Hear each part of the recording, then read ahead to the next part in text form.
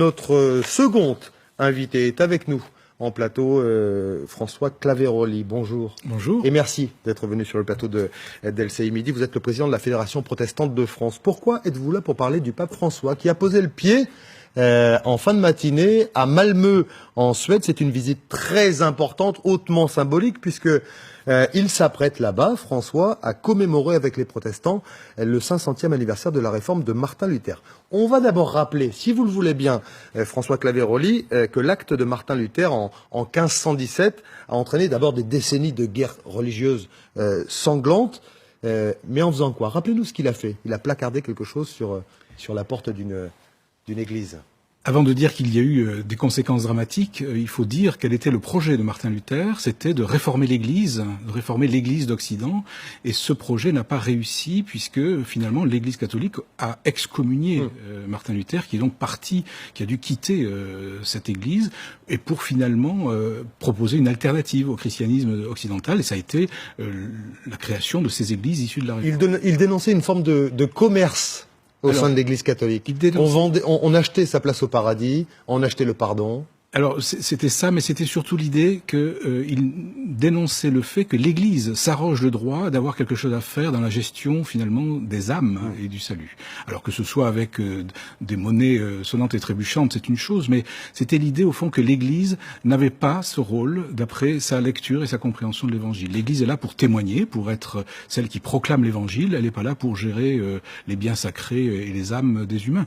Et c'est cet affichage des thèse qui met effectivement le débat sur la place publique, donc sur cette église de Wittenberg en Allemagne, et puis un débat qui va toucher non seulement l'Allemagne, mais l'Europe entière et finalement le christianisme dans son ensemble. Maudit, damné, honni soit le nom des papistes, avait dit Martin Luther. Alors c'était il y a 500 ans, bien sûr. Quoi qu'il en soit, ça reste une petite révolution, ce voyage de François en Suède. Alors, on peut parler de voyage. Moi, je préférerais parler de rencontre. Le pape ne voyage pas comme ça. Il n'est pas chez lui n'importe où.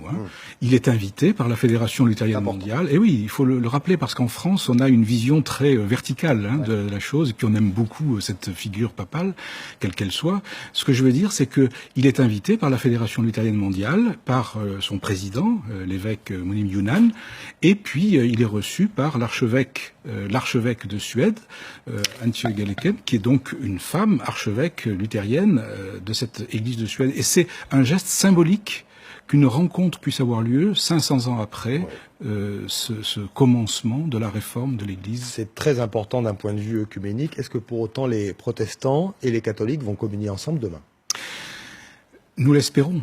Nous l'espérons beaucoup. Vous savez que beaucoup de protestants déjà communient à l'Église catholique, que certains catholiques osent enfreindre quelques réserves de leur propre Église.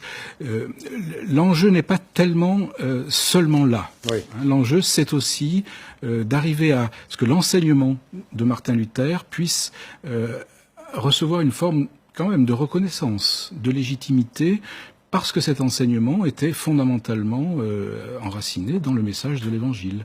Et je crois que le pape François, qui rencontre le président de la Fédération luthérienne mondiale, est en train de dire cela, est en train de dire au fond que cet enseignement, malgré les torts que vous avez évoqués tout à l'heure, malgré les excès, malgré tout ce qui a pu se passer, cet enseignement-là est légitime sur un certain nombre de points, et c'est cela qu'il faut reconnaître. Il faut dire qu'il y a plusieurs courants protestants. Très rapidement, le courant luthérien est le plus proche des catholiques. Voilà pourquoi ça a plus de chances de fonctionner, de matcher, comme on pourrait dire aujourd'hui. C'est pas tout à fait exact de dire ça, parce qu'en réalité, le dialogue écuménique se joue avec beaucoup d'églises. Le dialogue écuménique est international et multilatéral, et donc finalement c'est dans toutes les confessions que les choses évoluent depuis plus de 100 ans maintenant que l'écuménisme est en route. C'est vrai qu'il y a eu quand même 4 siècles de confessionnalisme et nous sortons enfin de cette vision très confessionnaliste du christianisme et il faut s'en réjouir. Il y a là un beau symbole pour lequel je crois les protestants peuvent être reconnaissants à cette initiative commune de la Fédération luthérienne et de l'Église catholique romaine. Merci beaucoup François Claveroli d'être venu sur le plateau de LCI Midi. Vous êtes pasteur, j'ai oublié de le signaler tout à l'heure, mais c'est important, et président de la Fédération protestante de France. L'info se poursuit sur LCI.